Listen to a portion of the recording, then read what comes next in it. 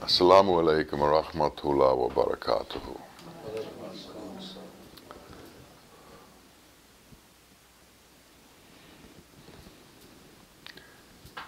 Love is a very large part of the equation of transcendence. To transcend the dunya, the world, the mundane, you have to have overwhelming love in your heart. Without that love, the pushes and pulls and magnetisms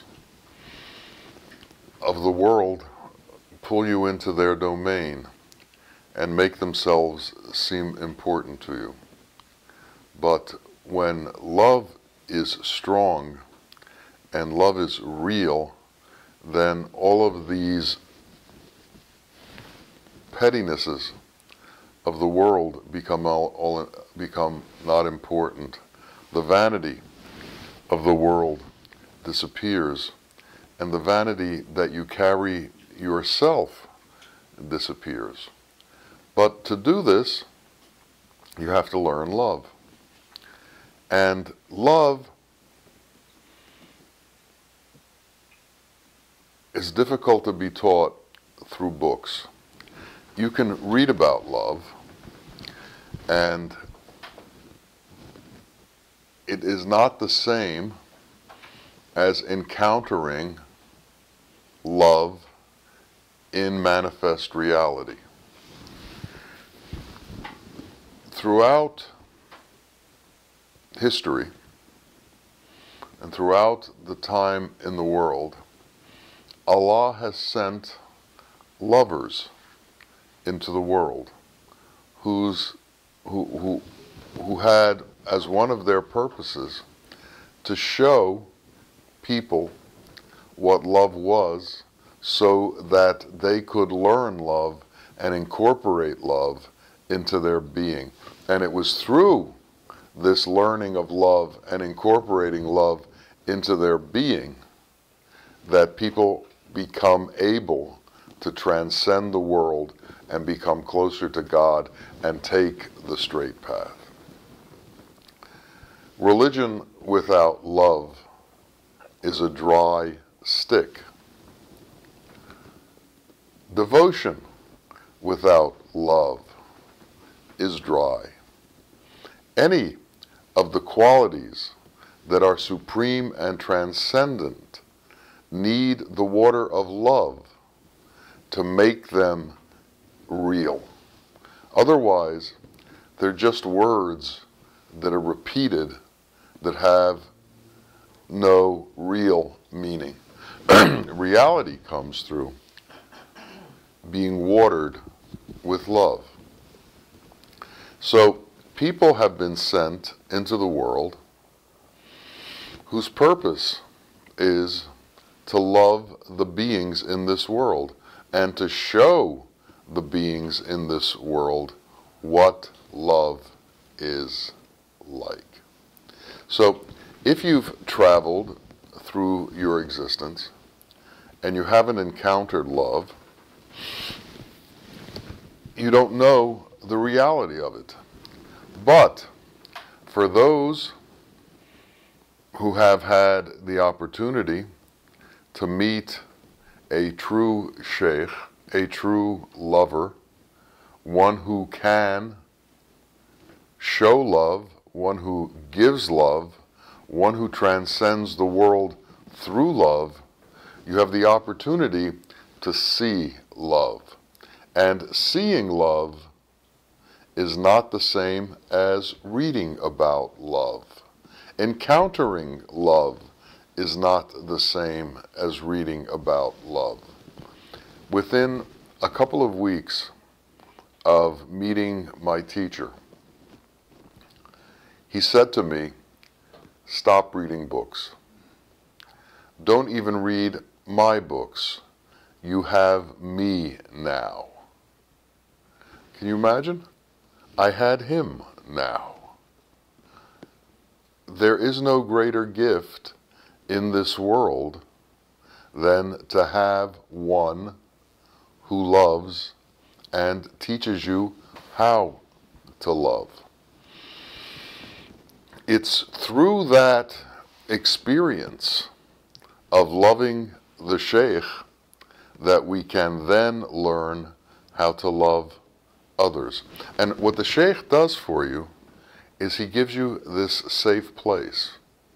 He gives you this sanctuary within the world where you are out of the fear zone.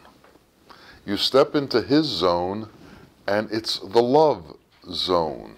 The fear of the world dissipates and disappears, and now all there is love. You can say whatever you need to say to him without being afraid. You can interact with him whatever way you need to without being afraid. And if your focus is off, and if your interaction is incorrect, he won't scold you. He'll love you and correct you so that you also can love. And he told us that we should become like him.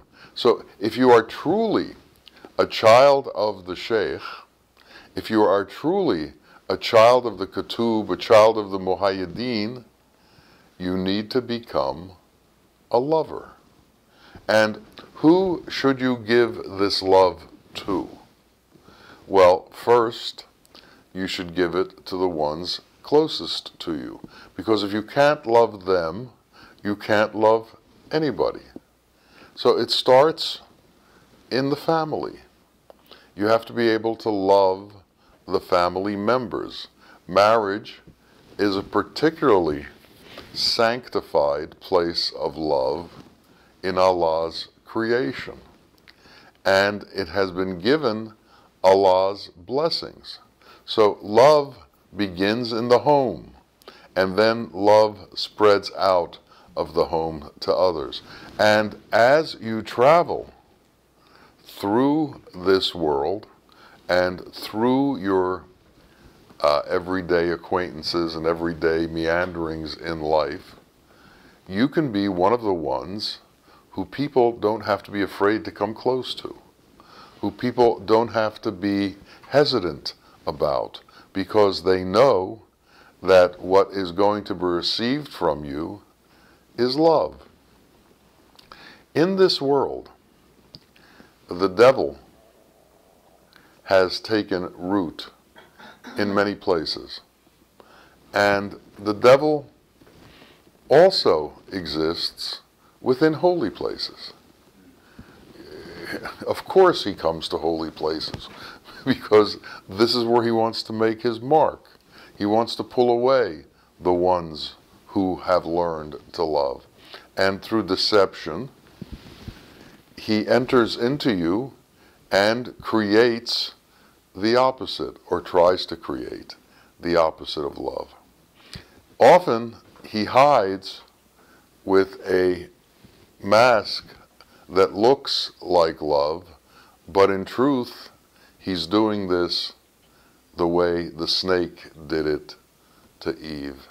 He's doing it to deceive you and to take you outside of the realm of love through anger, through arrogance, through trying to get back at him. Even if he can create conflict between you and him, he's accomplished what he wants to accomplish, because now you're not in a state of love, you're in a state of conflict. So we have these people in the world whose purpose is to create conflict, whose purpose is to create difficulty. We need to learn to skate around them, to maneuver around them, not to have a place in our lives for them.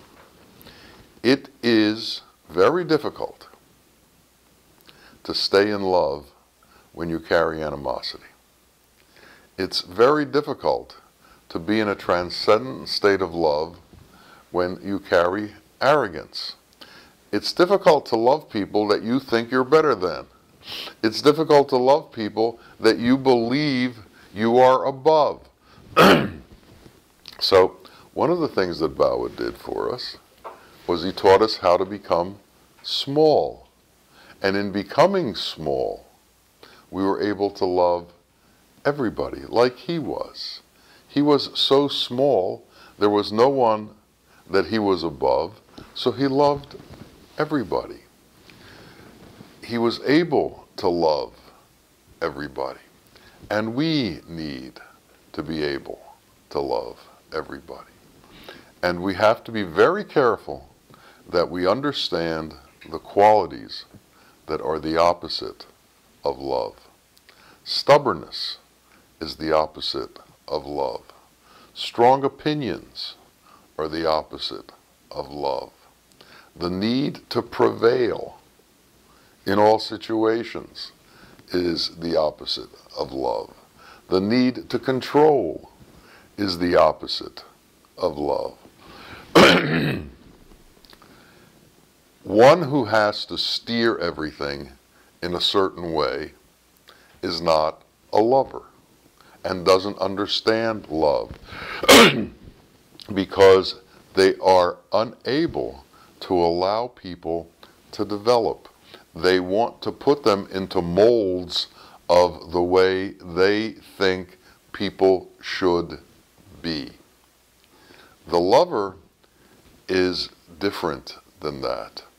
The lover allows freedom of choice and freedom of intellectual capacity so that people can progress on their own.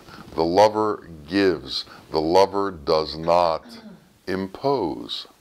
And that's why Sufism is often considered a dangerous way of being to dictators and despots, because they don't eschew absolutism.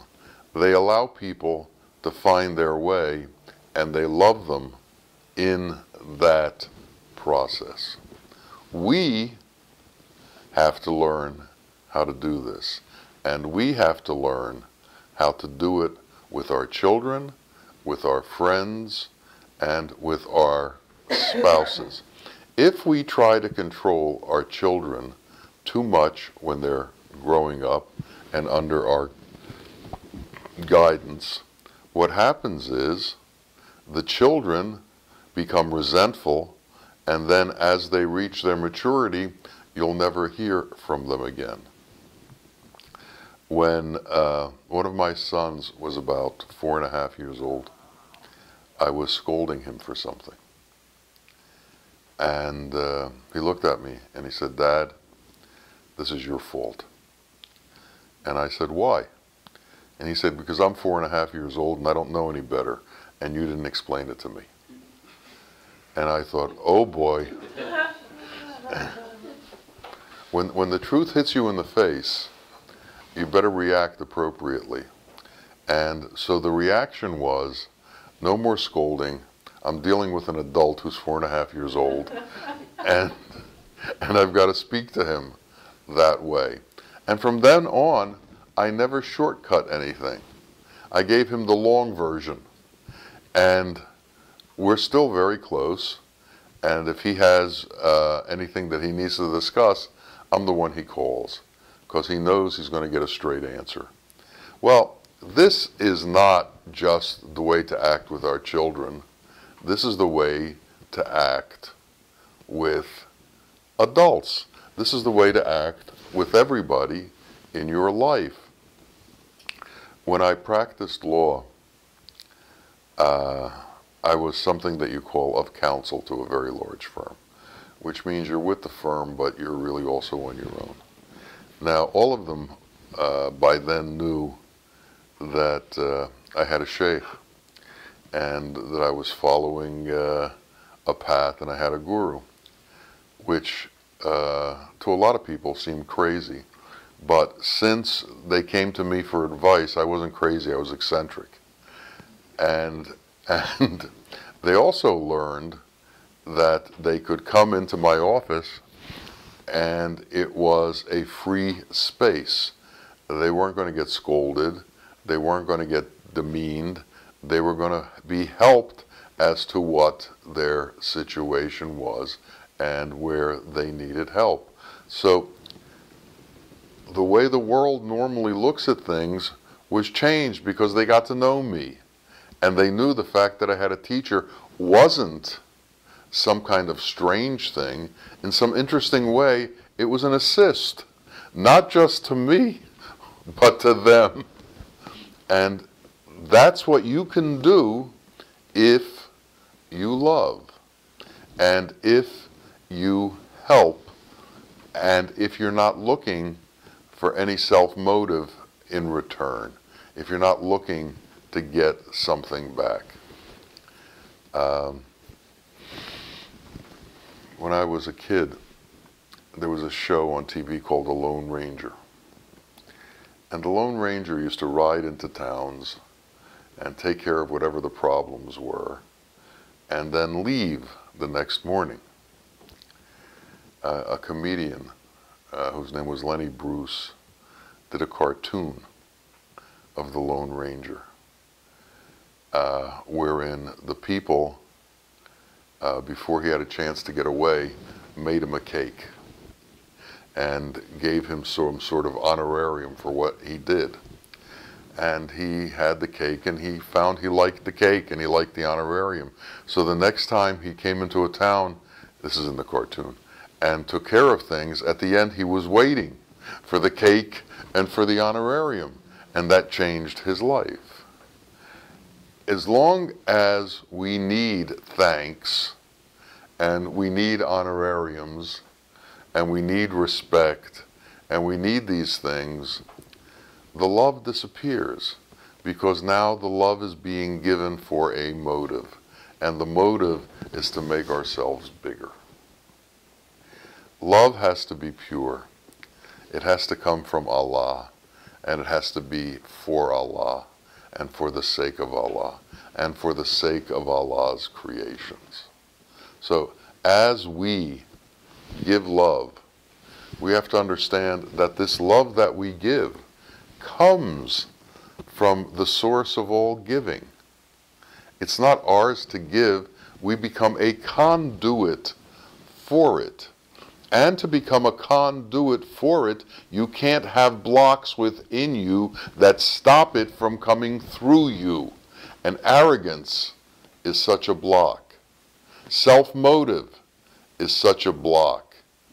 Being a snake is such a block. All of the things that are other than love that you have within you create a block to stop the love from the eternal from traveling through you. So we need to become pure so that purity, the pure love, can travel through us. And we need to understand, and we need to know that there is no greater treasure in the world than for Allah to allow His qualities to travel through us. If we can grab hold of that and understand that and become a vessel for that, then we are doing the true work that we were meant to do within this world. So we have to be very careful about our attachments to things. We have to be very careful about what we consider important in the world, because what happens is, if we consider things in the world too important, once something gets in the way of that, we have a reaction. See, this is what happens when you're attached to things. If somebody tries to pull what you're attached to away from you, you have a reaction. And that reaction is usually not a positive quality. That reaction is one of holding on to. It's one of greed. It's one of need. It's one of desire. And it's one of fulfilling those things. And as long as you have attachments, those things are going to occur. So wise men have said that the way to being transcendent is to release all of your attachments. Because once you release all of your attachments, the world can't control you. It's like a fish hook. If the fish grabs onto the hook, the fish is caught and he gets pulled by the hook. And it's the same way with people. If you're attached to something, it's like being reeled in by the fish hook, by the fishing pole. Some people say you're getting your buttons pushed. You have to be able to release yourself from the world. The truth is that the nature of things is such that everything's going to be taken away from us anyway. We're not going to be able to hold on to any of it. Yet, we think that by grasping it somehow through our lifetime, we are somehow advancing ourselves. This is an inappropriate, incorrect way of looking at things. But when everybody you see has this disease of desire, it's very difficult to understand what it's like to be desireless.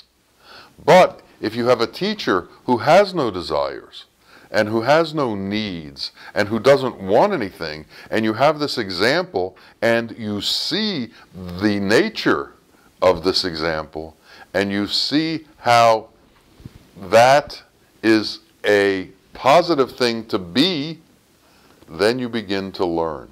But you can read all day about giving up desire.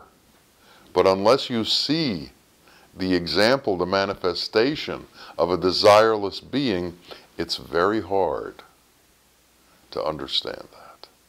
So we need to know what keeps us attached to the world and what allows us to transcend the world. We need to know what keeps us low and what lets us float. And if we want to float, we have to let go of things. When the hot air balloon goes up, it has to let go of its weighted bags that held it on the ground. If you want to swim, you can't take furniture on your back.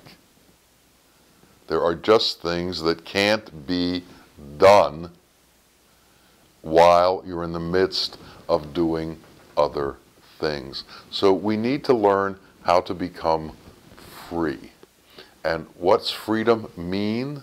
It means to be without desire in the world. Because what desire in the world does to you is it attaches you to the world and gives you pain and joy based on the world. And all of these things don't have any permanence to them. So the joy that you get from the world disappears.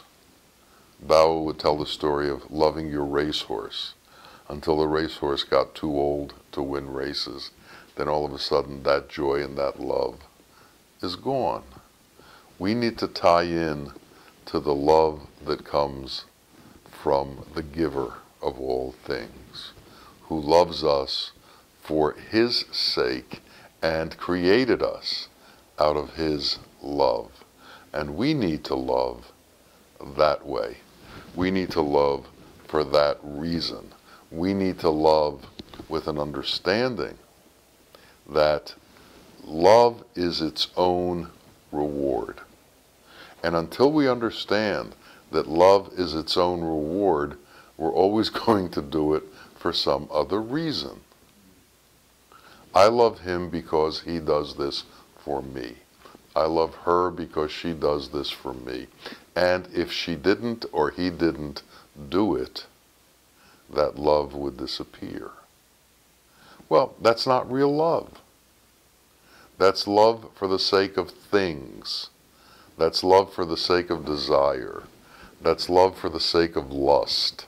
That's love for the sake of the material things in the world.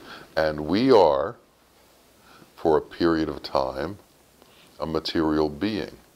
But that material being is going to disappear.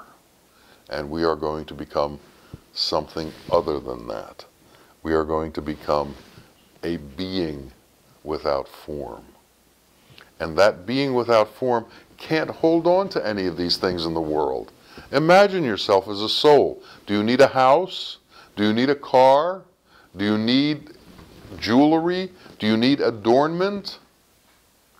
The true adornment is God's qualities. And if we can take on the adornment of God's qualities, then no other adornment is needed. You don't need bangles, you don't need jewels, you don't need necklaces, you don't need bracelets, you don't need rings, you don't need fancy clothes. You have Allah's qualities, which are above all of these things and transcend all of these things. And then you will transcend all of these things. Now that doesn't mean that you'll be accepted by the world, because the world can't understand why you don't need these things. And the world resents you for not needing these things. Misery loves company. And everybody in the world who needs these things is miserable. And they don't want you to be any different than they are. But we have to become different. We have to separate ourselves. And we have to move ourselves to be in the company of lovers. Because that's the only real in reality. That's where haq exists. That's where hakikat exists. That's where reality exists. So we have to, 1, watch love, 2, learn from watching, and then become. If the becoming part of the equation is not something that we're looking at, then we're missing the point. We're not here to write books about it. We're here to be it. I read a book years ago called Swami, and it was about a man who traveled through India meeting swamis. And each chapter was about a different swami, and he would describe their transcendent qualities. And I always wondered why after the end of the chapter he went looking for another one.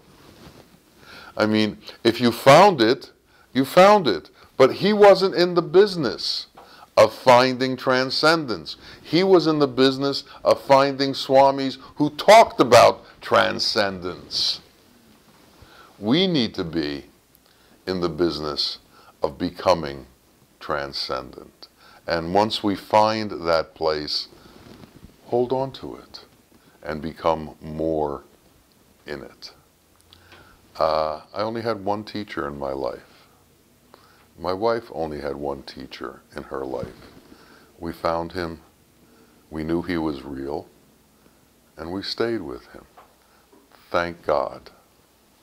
May Allah supply us all with that true teaching that takes us to the place of knowing love and transcending this world and becoming real in our Lord. Ameen, Ameen. Ya Rabbil Alameen. Assalamu alaikum wa rahmatullahi wa barakatuh.